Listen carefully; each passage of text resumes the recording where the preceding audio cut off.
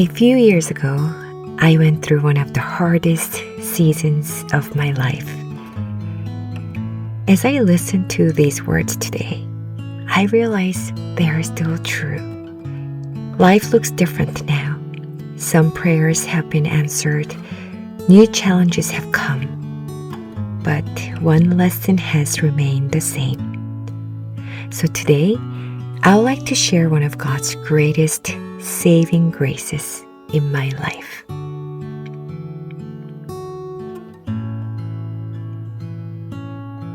Saving grace number 1, walking.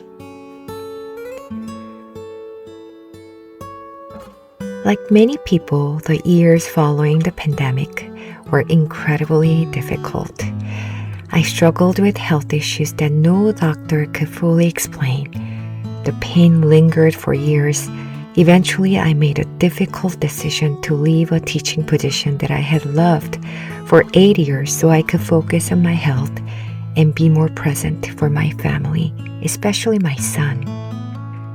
I often wondered if life would ever feel normal again.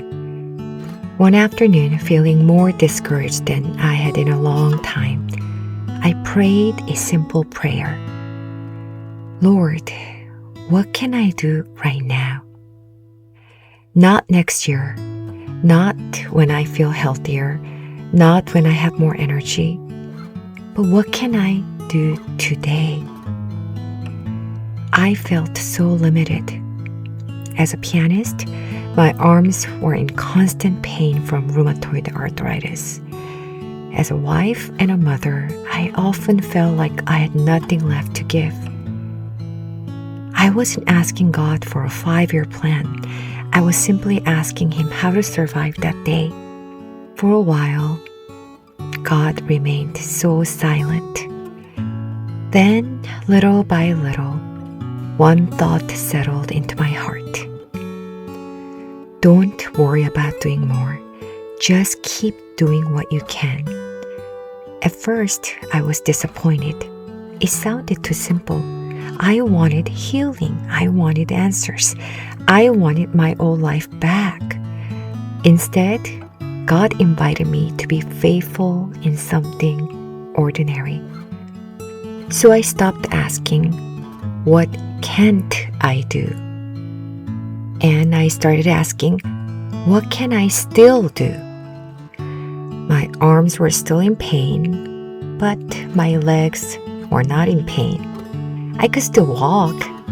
Walking had always been one of my favorite things. It gave me space to think, to pray, and to breathe. So I made one small promise to myself. Every day, rain or shine, whether I accomplished anything else or not, I will go for a walk. Some day it was only 30 minutes. Some days it was 2 miles. Some days it was 6 miles. Frankly, it didn't seem that significant, but I kept going. During those walks, I listened to the entire New Testament. I listened to countless audiobooks that challenged me thinking. I rediscovered the music by Beethoven, Schubert, Brahms, and Chopin. Some days I listened to worship music.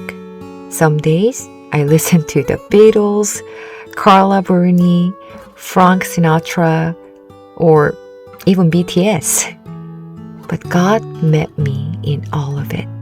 Not because there was anything magical about walking, but because for the first time in a long time, I was finally still enough to listen. Some days I cried the entire walk. I cried because the pain wasn't getting any better. I cried because I didn't know if I would ever play the piano freely again.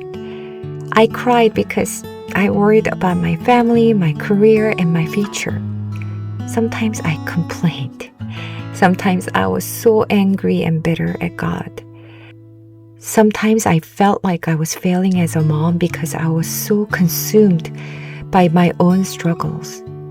Yet, every day, I put on my shoes and I walked. Months passed, then a year. then another ear. The remarkable thing is, I never noticed the healing while it was happening. One day, I realized I was putting on a jacket without pain, opening kitchen cabinets without thinking about it, playing the piano with the freedom I hadn't felt in years. It wasn't sudden. It wasn't dramatic. It was very slow, invisible. But looking back, I can see that God had been healing me all along. Not only my body, but my heart, my mind, my faith. I had prayed for a miracle. Instead, God gave me His presence. He taught me through books. He renewed my love for music. He reminded me that He had never left me, not for a single day.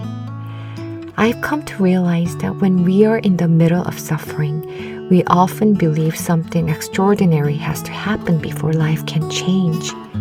But sometimes God works differently. Sometimes His greatest miracles are hidden inside ordinary faithfulness. One step at a time. Repeat it again and again and again.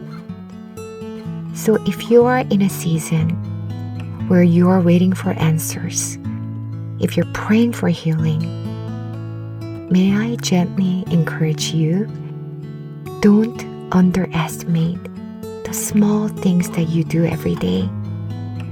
Put on your shoes, step outside, take the next faithful step. God often does His deepest work one ordinary day at a time. I would love to hear from you. What has been one of God's saving graces during a difficult season of your life?